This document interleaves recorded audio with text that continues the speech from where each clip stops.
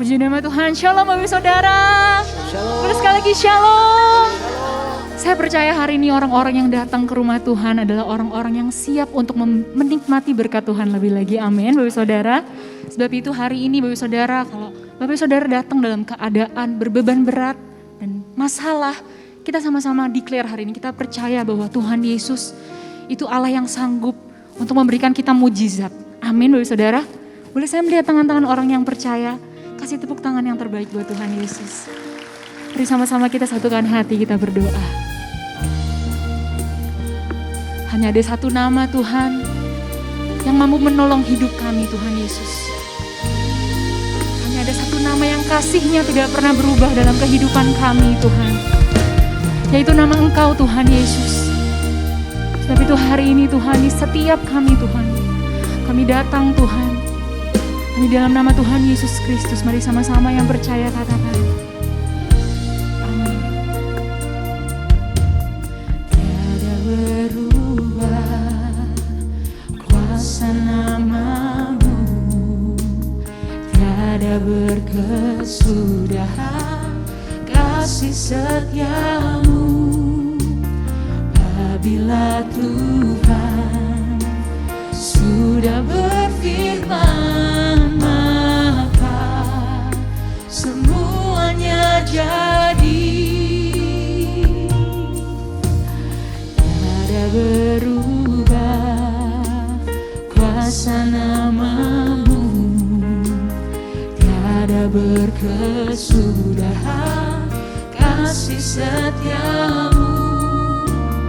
Apabila Tuhan sudah berfirman, maka semuanya jadi. Selama ku menyembah-Mu, ku percaya bahwa mujizat masih terjadi.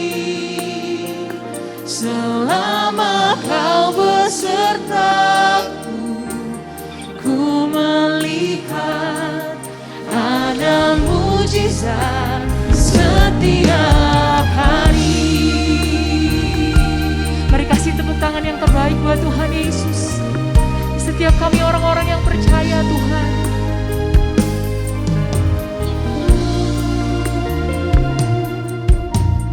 Tiada berubah kuasa nama-Mu, tiada berkesudahan kasih setia-Mu.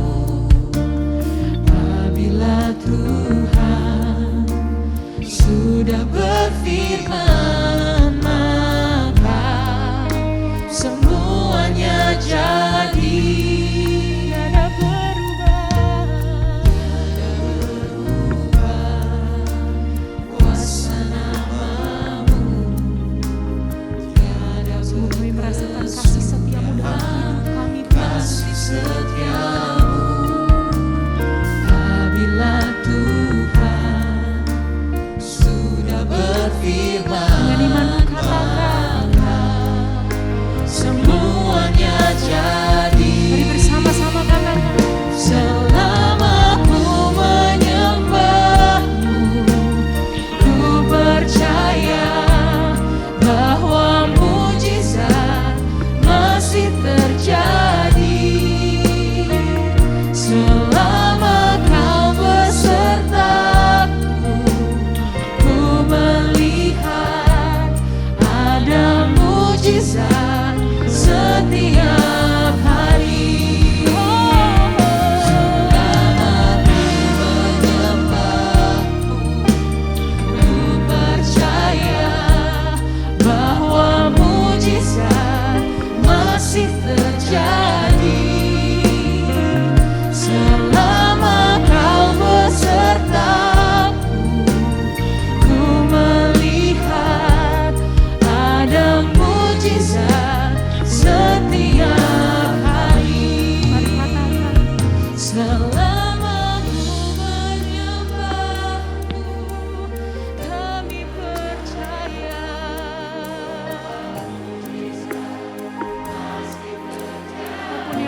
rasakan hari ini Tuhan Yesus.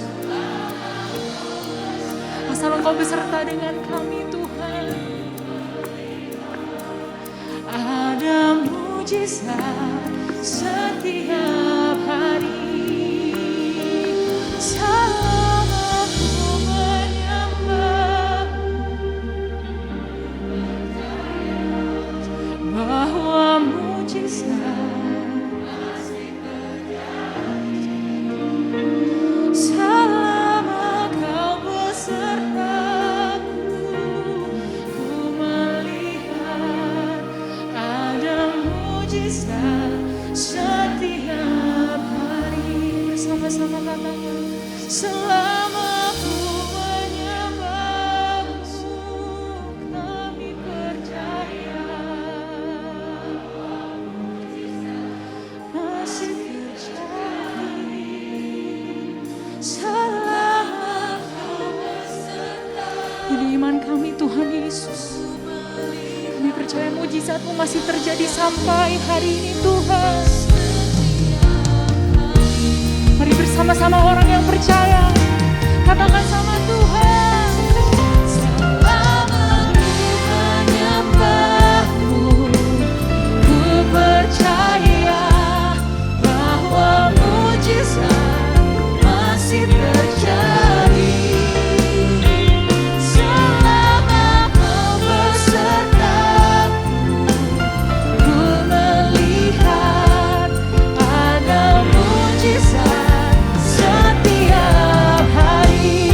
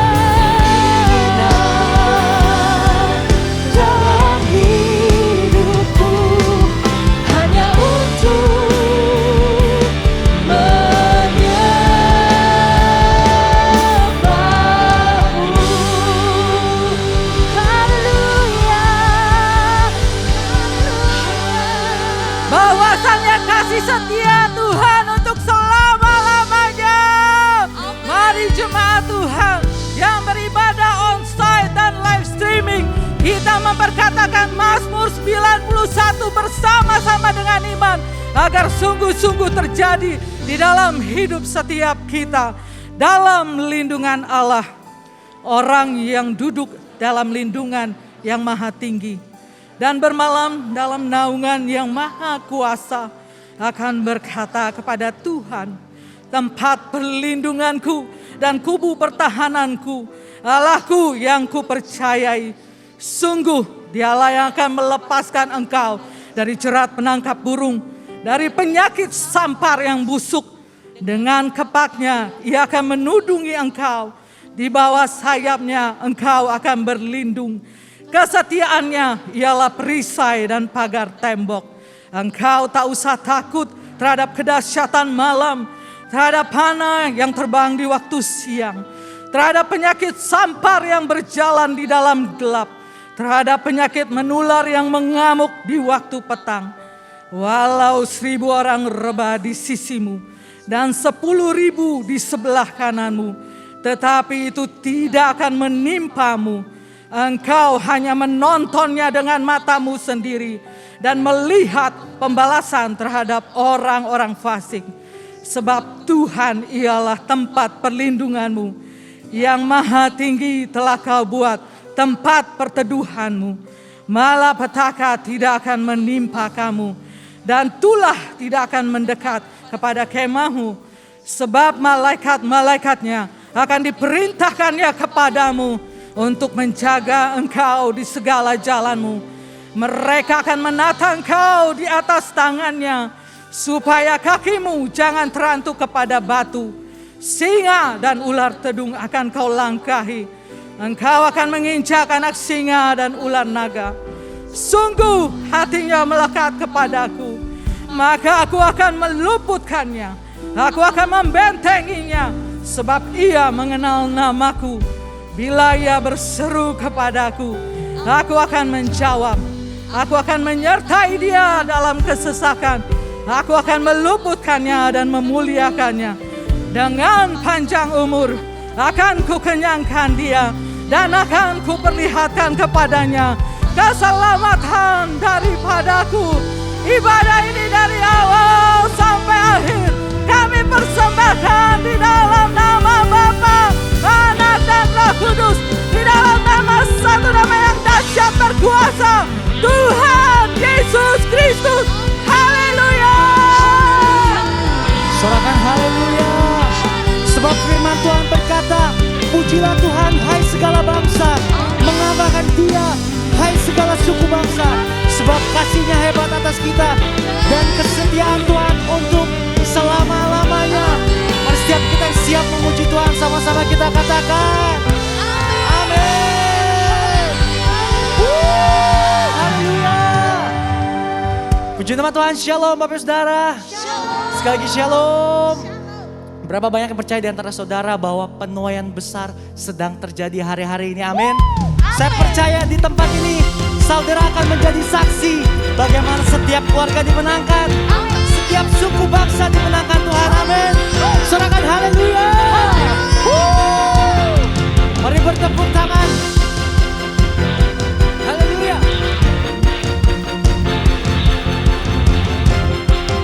Mari angkat pujian ini sama-sama.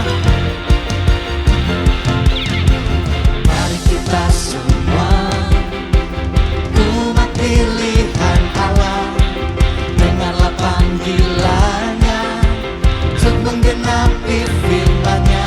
Sekarang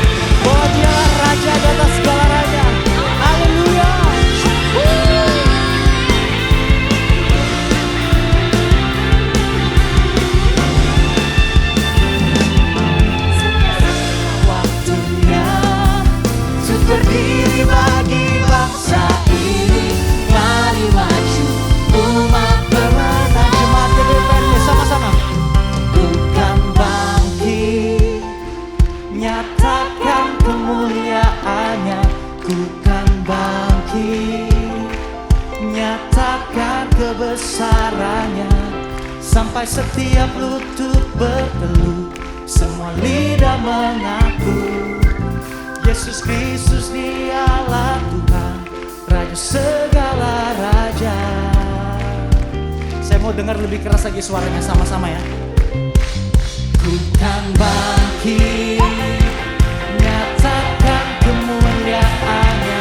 Ku kan bangkit, nyatakan kebesarannya, sampai setiap lutut berteluh, semua lidah mengaku Yesus Kristus dialah Tuhan, Raja segala raja. Dialah, sekali lagi sama-sama, come on. Kan bangkit, nyatakan kemuliaannya. Kan bangkit, menyatakan kebesaran-Mu Tuhan, sampai setiap lutut berteluh, semua lidah mengaku Yesus Kristus dialah Tuhan, Raja segala raja. Sama-sama katakan, dialah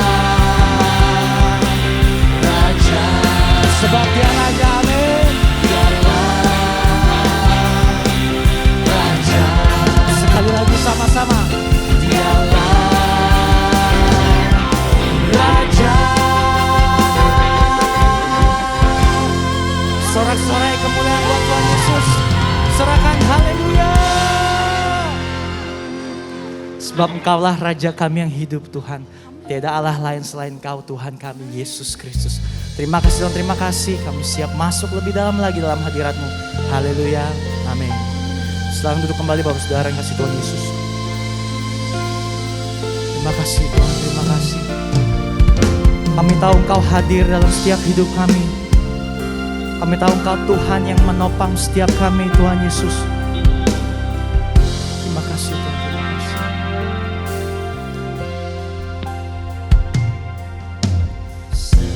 Sekalipun ku berjalan dalam lembah gelap, namun tangan-Mu selalu menopang hidupku. Saat ku dalam ketakutan, Kau hadir di sisiku. Kau berkata, jangan takut, Kau beriku kemenangan. Kaulah Tuhan yang berjanji, tak sekalipun Kau ingkari. Kesetiaan-Mu sungguh terbukti di sepanjang hidupku. Untuk selamanya ku kan setia melayani, mengasihi-Mu. Tiada Tuhan seperti-Mu, Yesus. Kau Allahku yang setia.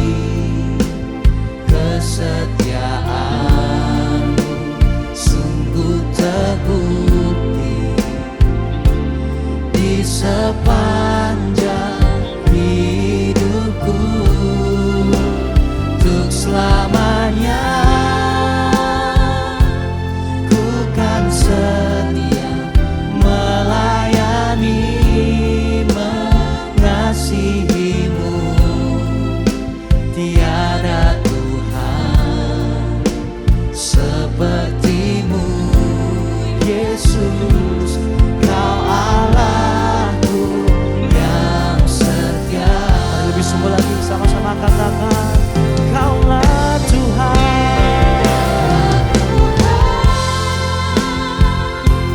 yang berjanji tak sekalipun Kau ingkari.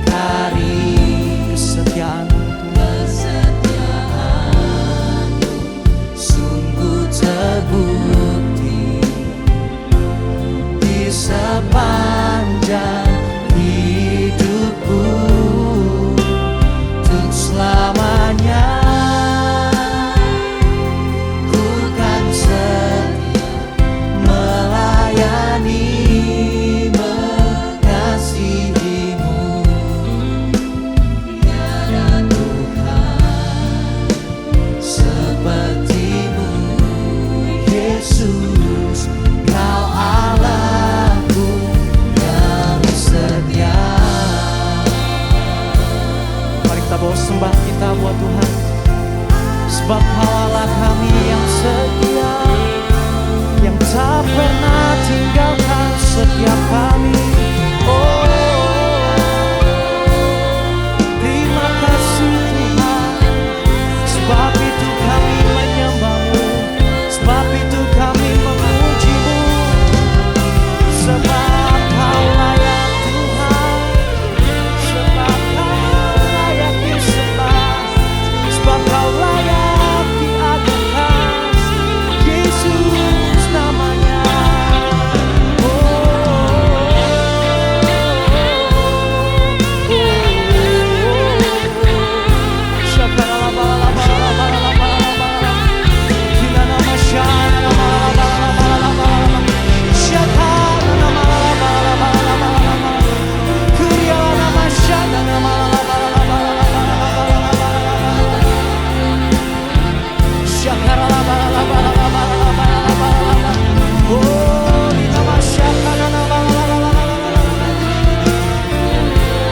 Kami anak-anak-Mu,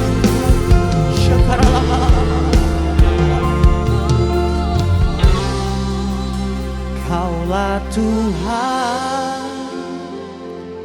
yang berjanji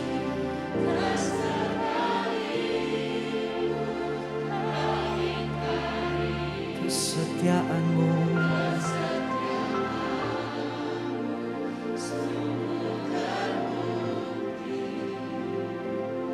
di sepanjang hidupku, untuk selamanya. Kami mau tetap setia melayani.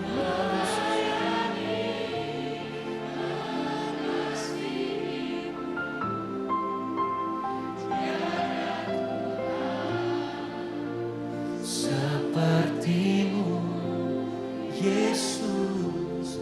Kau Allahku yang setia. Mari lebih sungguh lagi dengan iman-Mu katakan,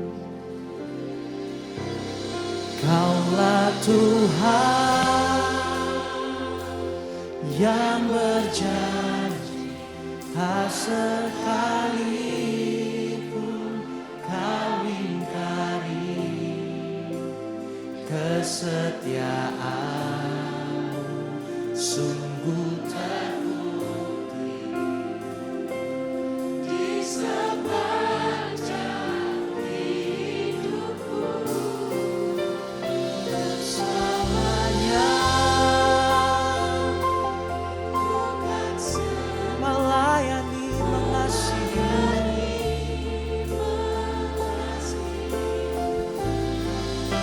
Tiada Tuhan seperti-Mu, Yesus.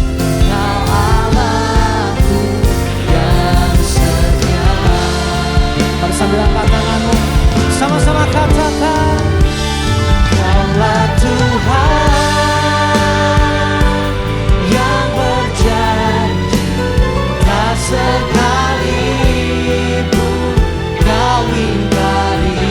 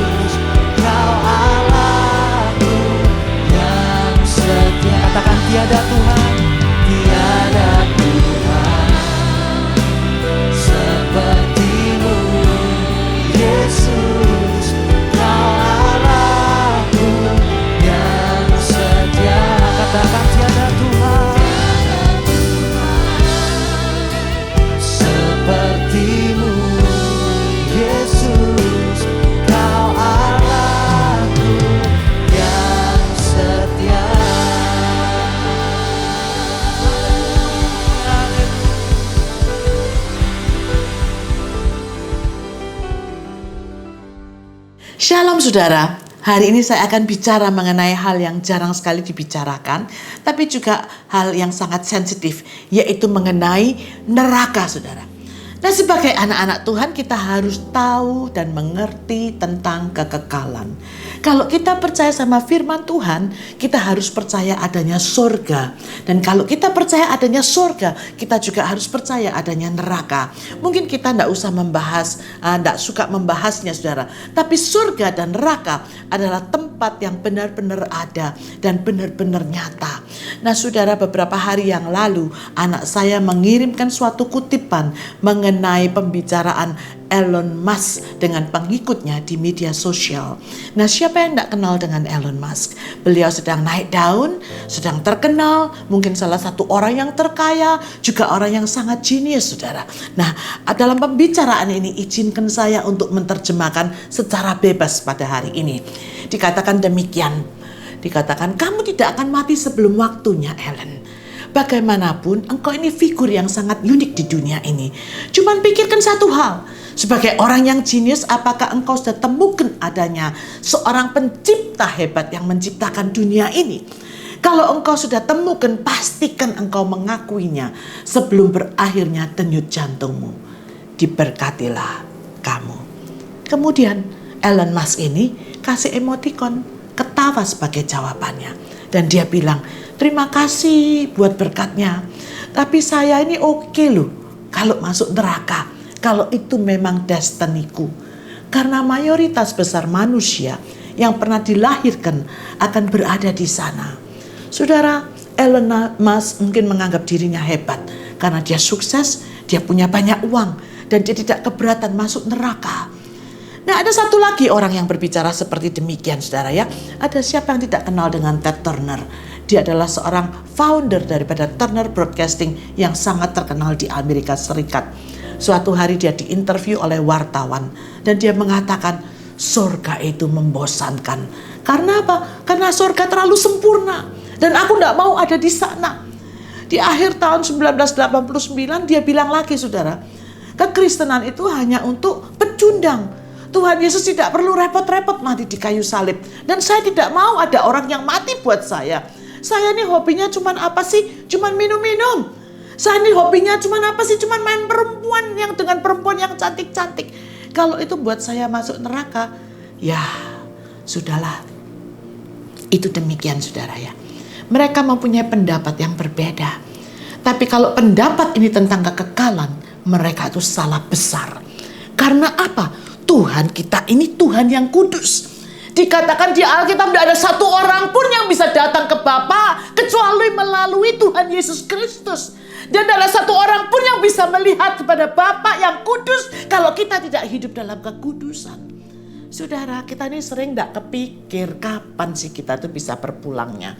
Dan kita itu kalau sekali kita berpulang, kita tidak bisa kembali ke dunia ini. Di Alkitab kata neraka itu ditulis sebanyak 162 kali. Yesus sendiri mengucapkan kata neraka sebanyak 72 kali. Jadi betapa pentingnya supaya kita mengerti. Tapi banyak orang tidak mau percaya akan adanya neraka. Mereka pikir neraka itu hanya tempat biasa-biasa saja. Karena apa? Karena mereka tidak mau rubah gaya hidup mereka. Manusia ini kebanyakan bisa terima segala sesuatu. Tapi mereka tuh pantang bicara soal neraka. Karena mereka itu mau menghindari dari kenyataan untuk bicara mengenai kekekalan. Tapi hari ini Tuhan mau kita belajar, saudara, mengenai kekekalan. Tuhan mau kita tuh mengerti tentang kehendaknya ini. Yuk kita baca sama-sama mengenai neraka di Wahyu 21 ayat 8. Dikatakan tetapi orang-orang penakut, orang-orang yang tidak percaya, orang-orang keji, orang-orang pembunuh, orang-orang sundal, tukang-tukang sihir, penyembah-penyembah berhala, dan semua pendusta. Mereka akan mendapat bagian mereka di dalam lautan yang menyala-nyala oleh api dan belerang. Inilah kematian yang kedua. Saudara, neraka itu bukan tempat transit, tapi last destination. Tidak ada lagi kesempatan kedua. Sekali kita masuk ke dalam neraka, kita akan dipisahkan untuk selama-lamanya dari kasih-Nya Tuhan. Tadi dikatakan di neraka itu adalah tempat di mana lautan yang menyala-nyala oleh api dan belerang. Ini adalah kematian yang kedua, saudara. Di sana orang yang penakut, keji, pembunuh, sundal, tukang sihir, penyembah berhala, semuanya ada di sana. Saudara, termasuk kalau kita tuh mempunyai rasa benci yang berkelebihan, saudara, masa marah, kekecewaan, dan tidak mau mengampuni yang lain, saudara. Ini sangat jauh sekali kalau Anda bayangkan dengan surga yang penuh dengan damai, sukacita, dan cintanya Tuhan, saudara. Orang pikir kalau mereka hidup dalam dunia ini berbuat salah dan dihukum sama pengadilan seumur hidup, mereka cukup menderita. Tapi berpikir juga kalau nanti sesudah itu aku mati, aku akan bebas. Tapi mereka lupa kalau mati pun mereka harus menjalani penghakiman akhir, saudara. Surga dan neraka itu sungguh ada. Saudara, di permulaan tahun ini, waktu saya masih ada di Amerika, saya dengar bahwa mama saya masuk ke dalam rumah sakit. Mama saya mendapat heart attack. Pada waktu dia mendapat heart attack itu, saudara, dia merasa tidak enak. Dan dia katakan, aduh, muka saya kaku semua. Saya tahu bahwa waktu saya sudah tiba. Kemudian dia berdoa, saudara. Menyerahkan hidupnya sepenuhnya ke dalam tangannya Tuhan. Dan dia berkata, aku titip pesan buat semua anak, mantu, cucu, bahkan cicitku. Bahkan keturunan yang akan datang. Pastikan Anda menerima keselamatan. Tidak lama heart attack ini membuat dia tidak sadar, saudara. Tapi Tuhan masih izinkan dia untuk bangun kembali. Waktu dia bangun kembali, dia katakan, oh, mama tadi tidak sadar ya. Tahu tidak, mama tadi dibawa Tuhan ke sorga. Dikasih lihat sorga. Sorga itu begitu damai, tidak menakutkan, penuh dengan sukacita. Jadi kematian itu bukan sesuatu yang menakutkan buat anak-anak Tuhan. Tapi kemudian dia mengatakan, oh, mama juga dibawa untuk dilihatkan. Ada satu pagar yang besar antara surga yang memisahkan surga dan neraka. Jadi surga dan neraka itu sungguh-sungguh ada, anak-anak. Pastikan kalian memperoleh keselamatan. Nah, saudara, di Alkitab juga ada suatu cerita mengenai surga dan neraka. Yuk kita baca sama-sama di kitab Lukas pasal yang ke-19 sampai 31, saudara. Mungkin saya tidak akan bacakan semuanya, tapi saya akan ceritakan buat saudara. Nah, ada seorang kaya yang selalu pakaiannya mewah, saudara. Pakai bajunya jubah ungu melambangkan kebangsawaan dan kain yang halus, saudara. Tiap hari orang ini hanya sukaria terus dalam kemewahan. Nah, ada seorang pengemis yang namanya Lazarus. Badannya penuh dengan borok, saudara ya. Dan dia tuh berbaringnya tuh dekat pintu daripada rumah orang kaya ini. Dia tuh selalu menantikan kalau ada makanan yang jatuh dari meja orang kaya itu untuk menghilangkan laparnya, saudara. Tapi tidak pernah digubris. Bahkan yang datang itu hanya anjing-anjing yang menjilati boroknya. Nah, suatu hari, cerita singkatnya, Lazarus itu mati, saudara.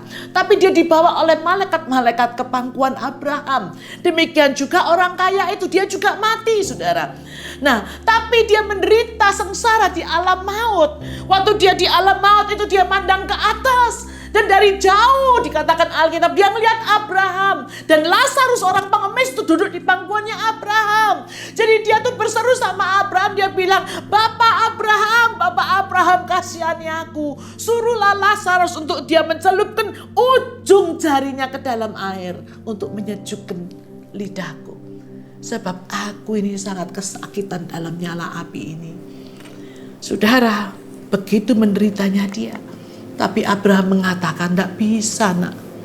Tidak bisa. Di antara aku dan engkau, di antara kami dan engkau itu ada jurang yang terbentang yang tidak bisa diseberangin. Kalau engkau mau pergi pada kami maupun kami mau pergi pada engkau, tidak bisa lagi. Saudara, ini adalah dengan nyata ditunjukkan ada surga dan ada neraka yang juga pernah dilihat oleh mama saya, saudara. Surga dan neraka itu benar-benar nyata, saudara. Nah, karena itu firman Tuhan itu sering diberitakan. Kita ini tidak merasa penting untuk perlu berubah, saudara. Padahal Alkitab itu nyatet bolak-balik. Dimulai daripada Yohanes Pembaptis yang mengatakan, bertobatlah, bertobatlah, bertobatlah karena kerajaan surga sudah dekat. Dikatakan dari Kejadian sampai dengan Wahyu dikatakan berulang-ulang saudara. Kenapa kita tidak mau dengar saudara? Karena semua orang mau kenikmatan dunia. Kenapa saudara? Karena kita ini sering mentah-mentah ditipu oleh iblis. Kita tidak sadar kita tuh jalan kemana. Sudah di Matius 7 ayat 13-14 ditulis suatu kata-kata yang menunjukkan jangan sampai kita memilih jalan yang salah. Waktu saya di sekolah minggu, mama saya, papa saya ajarkan lagu, saudara. Saya mungkin sering nyanyikan lagu-lagu sekolah minggu. Karena apa? Itu didikan mereka. Supaya kami dari kecil kami ngerti dengan cara anak-anak lagu sekolah minggu. Tapi sampai sekarang pun saya tidak pernah lupa. Dikatakan demikian. Di dalam dunia ada dua jalan, lebar dan sempit, mana kau pilih? Yang lebar api, jiwamu mati, tapi yang sempit, hidup berglori. Saudara, kalau Anda pilih mungkin ikut Yesus, jalannya mungkin kelihatannya sempit. Tapi itu adalah pintu gerbang kehidupan. Tapi kalau Anda mau memilih akan jalan yang lebar, saudara, itu seperti jalan tol ke neraka. The highway to hell is broad. Tapi itu adalah neraka, saudara. Jangan kita ini disedihkan oleh hal-hal yang fana. Jangan kita dialihkan pikiran kita oleh hal-hal yang sia-sia. Banyak sekali orang karena memikirkan hal-hal yang sia-sia ini, saudara, sampai sedih, sampai kepingin bunuh diri, saudara. Nah, kenapa?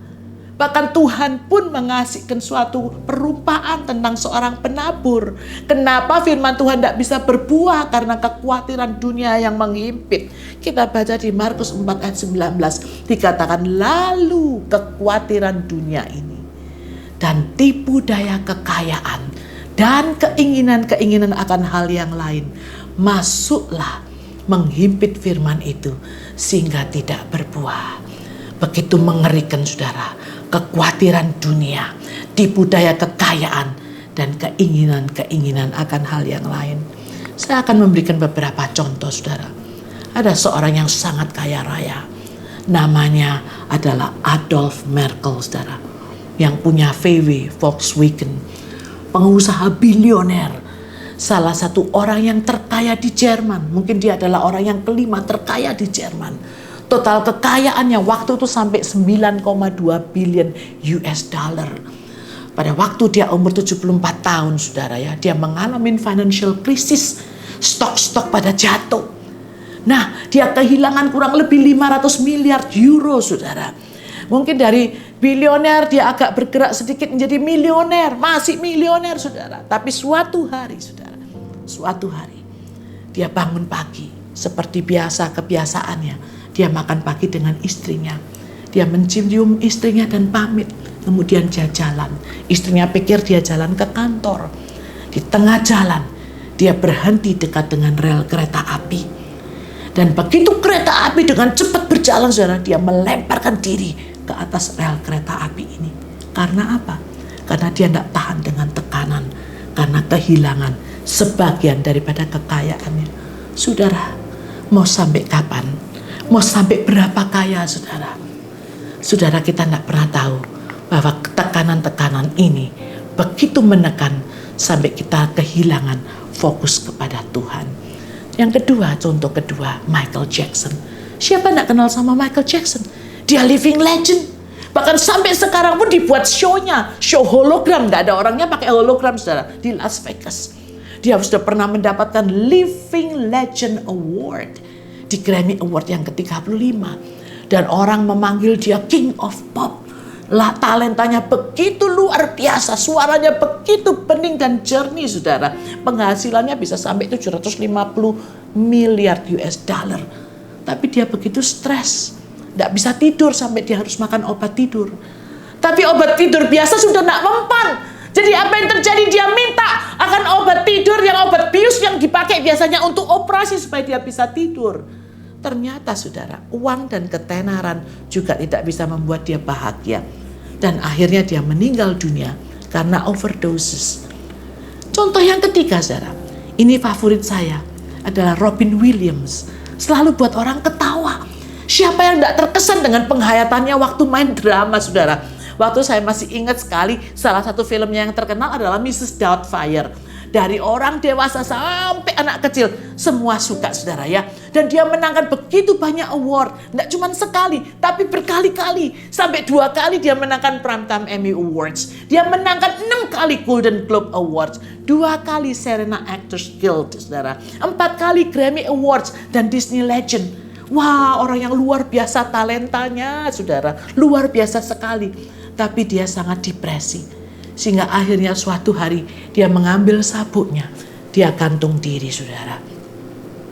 Sangat menyedihkan bukan? Ternyata dunia ini tidak menjamin saudara. Ketenaran tidak menjamin saudara. Nah ini adalah sebabnya. Iblis adalah pendusta. He is the biggest liar saudara ya. Dia adalah pendusta yang paling besar saudara. Karena apa? Dia buat Yesus itu tidak penting. Dia buat keselamatan itu tidak penting. Dia buat kasih itu tidak penting dalam dunia ini saudara. Sehingga akibatnya kalau Anda lihat di jalanan sana, orang bisa kehilangan 1.000 rupiah, bisa bunuh orang yang lain. Orang bisa tersinggung saudara, rebutan parkir bisa bunuh orang lain. Karena apa? Merasa kehilangan harga diri. Kenapa ini bisa terjadi? Karena iblis memutarbalikkan semuanya itu dan dia buat uang itu lebih penting dari segalanya. Harga diri itu lebih penting dari segalanya. Ketenaran itu lebih penting dari segalanya. Kecantikan, kedudukan, posisi itu lebih penting dari segalanya. Kalau kita tidak mengerti kalau ini adalah tipu daya iblis, kita itu bisa ikut-ikutan salah persepsi. Makanya hari-hari ini kita harus perjelas visi dan misi kita di dalam dunia ini apa. Iblis itu berusaha terus-menerus supaya kita ini gagal. Tapi saudara, be careful. Kita dalam dunia ini, kita tuh terus mengalami peperangan rohani. It's a war, saudara. It's a war. Kalau orang pergi ke perang, saudara, tidak mungkin dia pakai senjata sembarangan. Dia akan pakai senjata yang paling ampuh. Tidak mungkin kita pakai sapu untuk melawan musuh-musuh kita. Tidak mungkin, saudara, kita akan kalah total. Nah, Tuhan, yuk kita lihat Tuhan tuh bilang apa kalau kita mau perang saudara. Kita akan baca lagi di kitab Efesus 6 ayat 10 sampai 20. Tapi saya akan bacakan dengan cepat saudara ya. Akhirnya hendaklah kamu kuat di dalam Tuhan, di dalam kekuatan kuasanya. Kenakanlah seluruh perlengkapan senjata Allah. Supaya apa saudara? Ternyata kalau perang kita perlu pakai perlengkapan senjata Allah ini. Supaya kamu dapat bertahan melawan tipu daya muslihat iblis. Karena kita ini berjuang melawan apa? Darah dan daging. Tapi bukan melawan darah dan daging, tapi melawan pemerintah-pemerintah, penguasa-penguasa, penghulu-penghulu dunia yang gelap ini. Melawan roh-roh jahat yang ada di udara, saudara. Dan Tuhan mau kita kenakan dan ambil seluruh perlengkapan senjata Allah. Ternyata bukan saja untuk bertahan, tapi bisa mengadakan perlawanan dan selalu tetap berdiri. Sampai akhir, saudara. Nah Tuhan kasih kemudian, jadi berdirilah tegap anak-anakku. Kita harus apa? Ikat pinggangkan kebenaran, berbaju sirahkan keadilan, kaki kita itu berkasutkan kerelaan, pakai perisai iman, pakai ketopong keselamatan dan pedang roh. Ini maksudnya. Saya tidak akan masuk ke dalam detail, tapi saya akan membahas sedikit saudara. Senjatanya kita itu apa? Ayo pertama kali ikat pinggangkan kebenaran. Kenapa kita pakai ikat pinggang saudara? Karena kita kalau pakai ikat pinggang kita harus memakai pada posisi yang tepat. Supaya apa? Supaya kita tidak kedodoran. Supaya apa? Supaya mungkin pakaian kita tidak akan jatuh ke bawah saudara. Celana kita tidak akan melorot saudara. Ini sebabnya supaya kita tidak dipermalukan. Kalau kita berikat pinggangan kebenaran, tidak ada satu orang pun yang bisa mempermalukan kita saudara ya. Nah kita pakai ikat pinggang ini untuk apa juga? Supaya jadi rapi saudara. Ada suatu perbedaan saudara ya. Nah perbedaan antara baik dan benar. Orang bilang aku paling penting aku berbuat baik. Tidak saudara. Nah, antara baik dan benar ini suatu perbedaan yang besar. Baik itu belum tentu benar. Tapi kalau benar, saudara, pasti akan mendatangkan kebaikan, saudara ya. Nah, kalau Anda berikatan kebenaran, Anda tidak akan diselimutin oleh dosa. Sehingga kemanapun Anda melangkah, Anda akan melangkah dengan nyaman. Ini sebabnya, saudara. Dan Tuhan katakan, ayo berbaju sirahkan keadilan. Kenapa kita pakai baju sirah, saudara? Karena penting untuk melindungi diri kita. Kalau kita ada keadilan dalam kehidupan kita, ada kejujuran, ada kesederhanaan, ada kerendah hatian, kemanapun kita melangkah, kita tahu kita berbaju sirahkan untuk melindungi diri kita, saudara ya. Dan kemudian katakan, yuk kakimu berkasutkan kerelaan. Rela untuk apa? Rela untuk beritakan Injil. Setiap sedia dalam segala sesuatu. Tuhan, aku mau melayani Engkau selama Engkau memberikan aku kesempatan. Aku rela untuk beritakan Injil untuk kemuliaan Tuhan. Dan kemudian dikatakan, pergunakan perisai iman. Perisai iman itu apa? Untuk melindungi kita dari serangan-serangan iblis ya. Nah, iman itu apa, saudara? Iman itu timbul dari pendengaran. Pendengaran akan apa? Pendengaran akan firman Tuhan. Ini sebabnya, saudara ya, kita pakai perisai iman. Dikatakan kemudian terima ketopong keselamatan. Ketopong keselamatan itu seperti helmet. Kita kalau pergi naik motor kita pakai helmet, saudara ya. Kenapa? Kita harus melindungi kepala kita. Karena iblis itu sukanya serang pikiran kita. Nomor satu yang sering diserang itu pikiran kita, saudara. Oh, kamu orang yang tidak mampu. Kamu tidak punya masa depan. Engkau adalah orang yang gagal. Tapi saudara, kalau kita punya ketopong keselamatan, kita akan katakan, iblis, engkau enyah daripadaku. Karena aku sudah diselamatkan. Aku dibeli dengan harga yang mahal oleh Kristus. Bahwa hidupku ini bukan aku lagi, tapi Kristus yang hidup dalam kehidupanku. Oh, aku tidak akan lagi gagal. Karena Tuhan buat aku lebih dari pemenang, saudara. Ya, amin. Dan terakhir, saudara, kita harus bawa pedang roh. Kemana-mana, Pak. Pedang roh yang bermata dua. Itu firman Tuhan, saudara. Waktu kita menginjil, waktu kita sharing akan ke firman Tuhan akan encourage dan merubahkan orang lain. Tapi juga akan encourage dan merubahkan diri kita. Amin, saudara.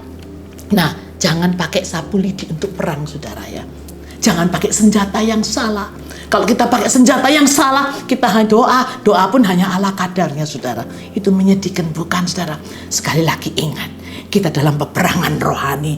It's a war, saudara. It's a war, it's a war. Jadi apa yang terjadi? Apa yang harus kita lakukan lebih lagi, saudara? Di ayat 18 dikatakan, berdoalah setiap waktu di dalam roh. Dan berjaga-jagalah dalam doamu itu dengan permohonan yang tidak putus-putusnya untuk segala orang yang kudus. Tuhan mau apa? Berdoa, berdoa, berdoa. Kita sudah pakai senjata yang lengkap, tapi kita lengkapi juga dengan doa setiap waktu di dalam roh, saudara. Oh, dimanapun Anda berada, berdoa, berdoa, berdoa. Dan berjaga-jaga, saudara ya. Dan yang kedua, saudara, kita harus baca firman Tuhan. Supaya apa? Supaya kita tuh stay alert, tetap waspada. Karena di firman Tuhan ada jawaban-jawaban, saudara. Nah, saudara, dalam dunia ini banyak orang yang stres, banyak yang khawatir tentang hal yang percuma, saudara ya. Nah, waktu hidup tidak mau ngampunin orang lain yang bersalah, itu salah satu contoh ya, saudara ya. Dan waktu mati lebih celaka lagi, dia bilang tidak apa-apa lah, hidup inilah. Mungkin saya masuk neraka, enggak apa-apa. Seperti yang tadi contoh-contoh, saya akan ketemu sama bintang-bintang film kok. Itu akan jadi entertaining. Tapi mereka lupa, saudara, di sana tuh di neraka tuh mereka ketemunya bukan bintang-bintang film yang cantik-cantik itu, saudara, tapi akan ketemu dengan raja neraka, saudara ya. Nah, iblis itu selalu berusaha untuk alihkan perhatian kita dari Tuhan. Yuk, hari ini sama-sama kita datang di hadapan Tuhan, kita mau bertobat. Yuk kita mulai persiapkan diri kita untuk menghadapi peperangan rohani ini. Ya, saudara, dunia ini tidak tambah lama, tidak tambah baik, saudara. Di mana-mana Anda dengar peperangan, tidak habis-habisnya, banyak penyakit, banyak pandemik, banyak bencana alam. Satu baru selesai, ada lagi, saudara. Tapi saudara, kita tidak perlu khawatir.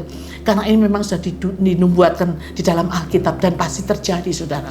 Tapi kita harus sadar, apapun yang terjadi, kuasa iblis sudah dikalahkan oleh Kristus. Dan dia sudah menjadikan kita lebih dari suatu pemenang, saudara. Ini janji yang luar biasa. Karena itu jangan sampai kita izinkan hidup kita dipengaruhi lagi oleh dunia ini. Karena kalau kita dipengaruhi saudara, berarti kita tidak percaya sama janjinya Tuhan. Sehingga apa yang terjadi dalam hidup kita? Waktu kita mau waktunya tidur, jam tidur saudara tidak bisa tidur. Harus makan obat tidur saudara. Waktu bangun kita juga lebih celaka lagi. Diserang dengan banyak kekhawatiran. Dan mikirkan apa ya yang akan terjadi besok ya. Oh, dunia ini tidak pernah stabil saudara. Semuanya naik turun. Anda invest sekarang di kripto. Kripto pun bisa naik turun saudara. Anda baca di media politik juga memanas di mana-mana. Oh, ada stres. Orang katakan mau ke kantor juga stres saudara. Karena apa? Karena mereka buru-buru rebutan jalan. Kita ini sering stres untuk hal-hal yang tidak penting saudara. Nah saudara, kita mau pilih jalan yang mana? Di dunia ini hanya ada 2 jalan loh. Mana yang kau pilih? Yang lebar api, jiwamu mati. Tapi yang sempit kita akan bergeluri sama Tuhan. Jangan pernah tipu dirimu sendiri. Jangan biarkan dirimu ini jalan menuju neraka saudara. Yuk kita milih Yesus. Supaya suatu hari nanti kita akan merintah sebagai raja bersama-sama dengan Kristus. Bukankah itu yang kita rindukan saudara? Makanya Rasul Paulus ini berkata di 1 Korintus 9 ayat 24, kita baca sama-sama ya. Tidak tahukah kamu bahwa dalam gelanggang pertandingan semua peserta turut berlari, tapi bahwa hanya 1 orang saja yang mendapat hadiah. Karena itu larilah begitu rupa sehingga kamu memperolehnya. Dikatakan ayo hidup ini gelanggang pertandingan. Larilah begitu rupa. Lari,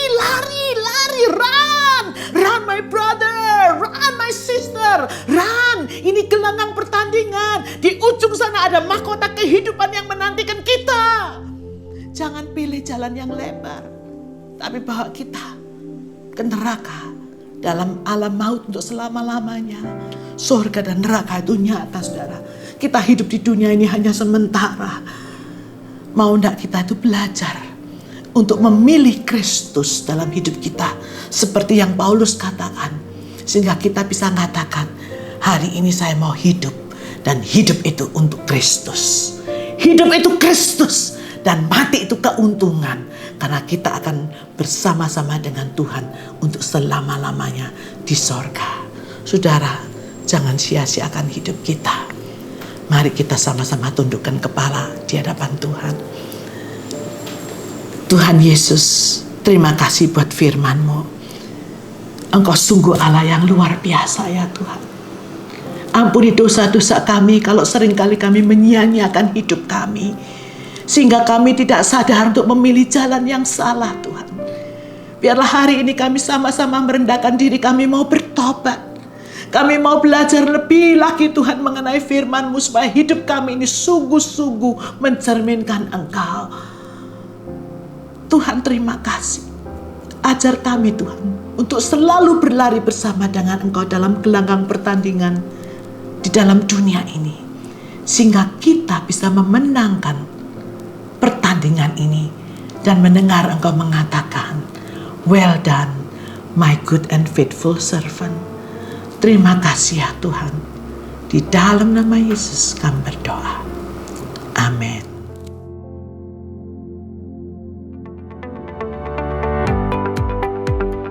Shalom, Gembala dan seluruh pengerja CK7 serta jemaat Tuhan mengucapkan terima kasih kepada Ibu Evangelis Lili Sulistyo yang telah memberkati kita semua melalui penyampaian pesan firman Tuhan pada hari ini.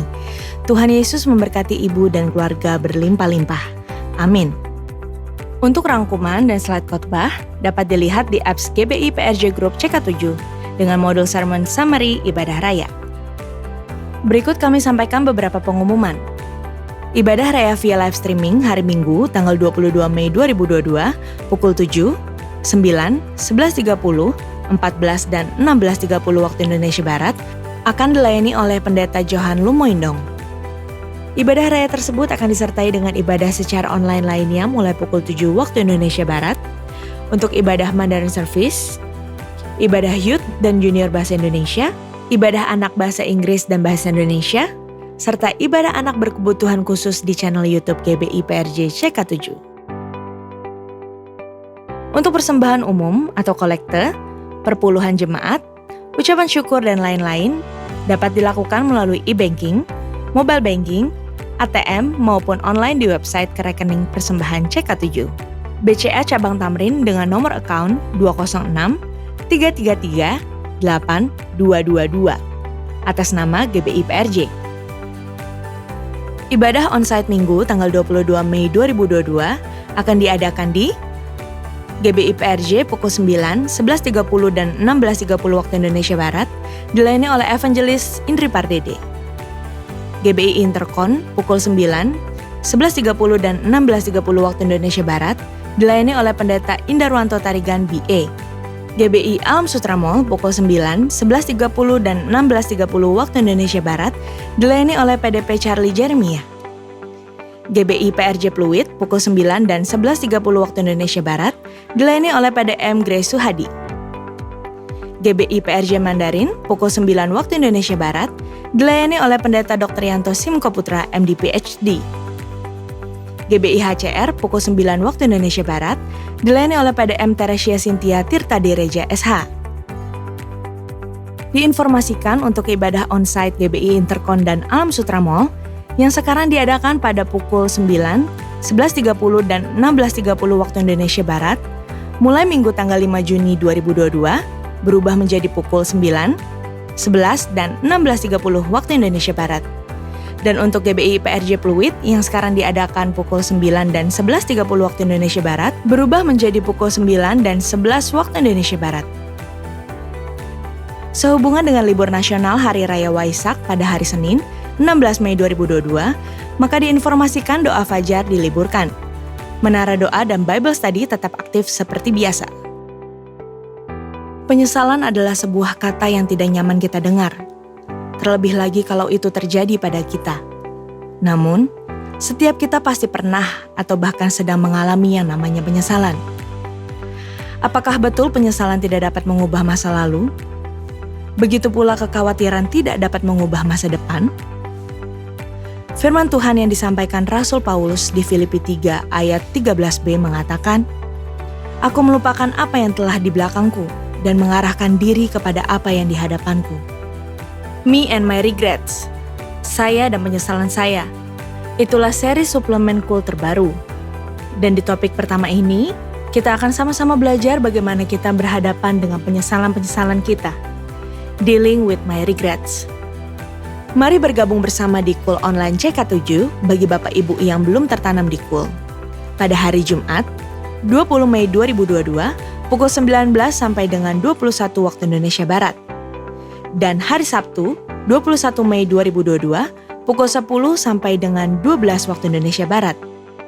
Untuk link Zoom, meeting ID, serta password dapat diklik langsung di apps GBI PRJ CK7 dengan modul Zoom Link atau dapat menghubungi nomor WA yang tercantum di layar Bapak Ibu sekalian. Diinformasikan mulai hari Minggu 15 Mei 2022, ibadah BPA CK7 yang telah diadakan secara onsite yaitu GBI PRJ Ibadah Junior Church pukul 9 dan 11.30 waktu Indonesia Barat, 316 Youth English Service pukul 9 waktu Indonesia Barat, 2 PM Service Young Professionals and Couples pukul 14 waktu Indonesia Barat. GBI Interkon dan St. Moritz Ibadah Junior Church pukul 9 dan 11.30 waktu Indonesia Barat, Ibadah Youth setiap Sabtu pukul 16 waktu Indonesia Barat, GBI PRJ Pluit, Ibadah Junior Church pukul 11.30 waktu Indonesia Barat. GBI Alam Sutra Mall, Ibadah Junior Church pukul 11.30 dan 16.30 waktu Indonesia Barat. Kami mengundang Bapak Ibu untuk dapat hadir di Rumah Doa Online CK7 yang diadakan setiap hari Sabtu pukul 10 waktu Indonesia Barat. Rumah Doa adalah suatu wadah yang kami adakan untuk Bapak Ibu yang membutuhkan dukungan doa secara khusus atau spesifik guna mengalami kesembuhan, pemulihan, pertobatan, dan semua pergumulan yang sedang Bapak Ibu hadapi. Untuk link Zoom, meeting ID serta password dapat diklik langsung di apps GBI PRJ CK7 dengan modul Zoom Link atau dapat menghubungi nomor WA yang tercantum di layar Bapak Ibu sekalian. Sekian pengumuman hari ini. Terima kasih atas perhatian Bapak Ibu sekalian. Tuhan Yesus memberkati. Mari jemaat Tuhan yang beribadah onsite dan live streaming. Sebelum kita berdoa syafaat, kita memperkatakan bersama-sama apa yang dimaksud dengan Pentakosta yang ketiga. 1. Pentakosta ketiga adalah pencurahan Roh Kudus yang dahsyat di zaman ini melebihi yang terjadi di Azusa Street. 2. Pentakosta ketiga akan mengakibatkan penuaian jiwa yang terbesar dan yang terakhir sebelum Tuhan Yesus datang kembali. 3. Pentakosta ketiga akan membangkitkan generasi Yeremia, yaitu anak-anak muda yang dipenuhi Roh Kudus, cinta mati-matian kepada Tuhan Yesus, tidak kompromi terhadap dosa, dan akan bergerak untuk memenangkan jiwa. 4. Pentakosta ketiga lahir di Indonesia dan bergerak ke bangsa-bangsa. Gerakan ini dari timur ke barat dan akan kembali ke Yerusalem. 5. Pentakosta ketiga akan memberikan kuasa untuk menyelesaikan amanat agung, dan setelah itu Tuhan Yesus datang kembali. Kami memberkati Indonesia. Damailah Indonesiaku, sejahteralah Indonesiaku, sehatlah Indonesiaku. Curahkanlah Roh Kudus-Mu atas Indonesia, supaya setiap lutut bertelut, lidah mengaku Tuhan Yesus sebagai juru selamat pribadi.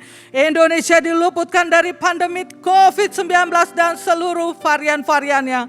Krisis ekonomi global, krisis pangan dan energi, perubahan cuaca serta bencana-bencana alam, serta penyakit hepatitis akut yang sedang menyerang anak-anak. Indonesia kami serahkan di dalam perlindungan tangan-Mu. Kami juga berdoa untuk Presiden kami Pak Jokowi dan wakilnya Pak Ma'ruf Amin, beserta jajaran menteri senantiasa hikmat, pengurapan Tuhan menyertai para pemimpin kami untuk dapat memutuskan kebijakan yang terbaik bagi bangsa kami. Tuhan Yesus memberkati hamba-Mu yang sudah menyampaikan kebenaran firman Tuhan dalam ibadah hari ini. Kiranya Engkau memberkati berlimpah-limpah pelayanan dan seluruh keluarga besar hamba-Mu, dan senantiasa ada di dalam tangan perlindungan Tuhan. Tuhan, Kau memberkati gembala sidang kami Pak Niko dengan berkat hikmat, kesehatan, kekuatan dan perlindungan atas hamba-Mu dan seluruh keluarga besarnya berlimpah-limpah. Pakai hamba-Mu di bangsa kami sampai kepada bangsa-bangsa, menjadi pembawa api Pentakosta yang ketiga sampai amanat agung Tuhan Yesus selesai.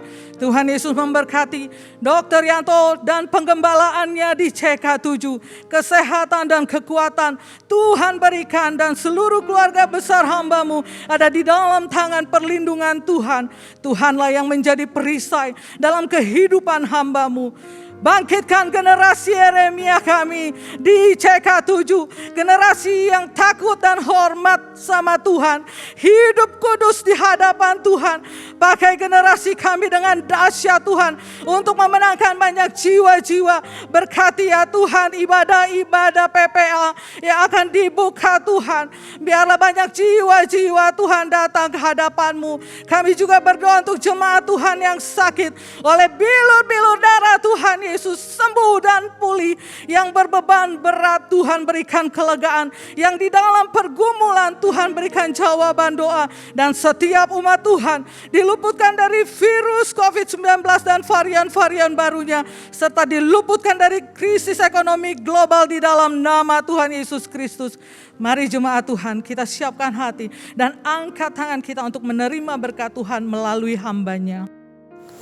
Terimalah berkat yang berlimpah-limpah dari Allah Bapa, kasih karunia di dalam anaknya yang tunggal, Yesus Kristus, persekutuan yang manis dengan Roh Kudus menyertai kita mulai saat ini, sampai Tuhan Yesus datang kembali untuk kedua kalinya, menjemput kita di awan-awan yang permai, bahkan untuk selama-lamanya. Semua yang percaya katakan, amin. Tuhan memberkati saudara-saudara sekalian, and God bless you all. Shalom semua. Ada pertanyaan, apakah kita menyembah satu Allah atau tiga Allah? Berapa banyak kita di sini yang masih bingung bahkan mempertanyakan doktrin Allah Tritunggal? Apakah kita setuju atau tidak setuju? Saudara, ajaran Tritunggal adalah ajaran yang alkitabiah. Ayat-ayat dalam Alkitab secara jelas menunjukkan konsep ini sekalipun tidak menggunakan kata Tritunggal. Istilah Tritunggal sendiri dirumuskan oleh bapak-bapak gereja pada Konsili di Nisea tahun 325 dan telah digunakan oleh gereja selama ribuan tahun untuk menjelaskan pribadi Allah. Namun yang perlu dicatat adalah kita tidak bisa memahami Allah dengan sempurna. Kita hanya dapat memahami Allah sejauh mana Ia menyatakan dirinya kepada kita. Dan konsep Tritunggal yang telah dirumuskan ini adalah kompilasi konsep pernyataan diri Allah yang tercatat dalam teks Alkitab. Lalu sekarang, yang sering menjadi pertanyaan, apakah orang Kristen menyembah satu Allah atau tiga Allah? Secara tegas, doktrin Kristen menjawab bahwa kita menganut monoteisme yang artinya hanya menyembah satu Allah. Orang Israel sendiri mendeklarasikan keesaan Allah ini sebagaimana ditulis dalam Ulangan 6 ayat 4. Dengarlah hai orang Israel, Tuhan itu Allah kita, Tuhan itu Esa. Kata Esa menunjukkan tunggal atau satu. Deklarasi ini kemudian dikonfirmasi oleh ayat-ayat dalam Perjanjian Baru. Namun di lain pihak, kata Elohim justru bersifat jamak. Perjanjian Baru juga menyebutkan bahwa ada 3 pribadi Allah, yaitu Bapa, Anak, dan Roh Kudus.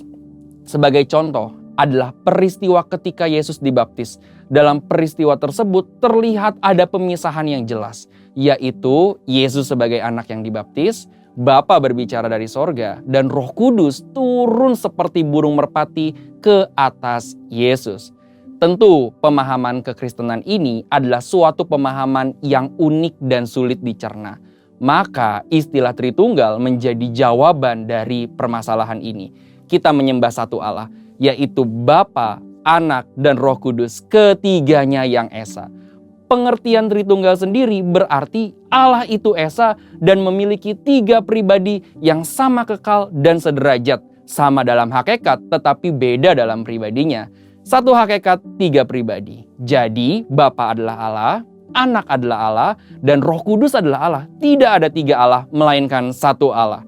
Doktrin Tritunggal ini telah disepakati dan digunakan oleh seluruh aliran Kristen arus utama seperti Pentakosta, Protestan, Katolik, dan lain-lain.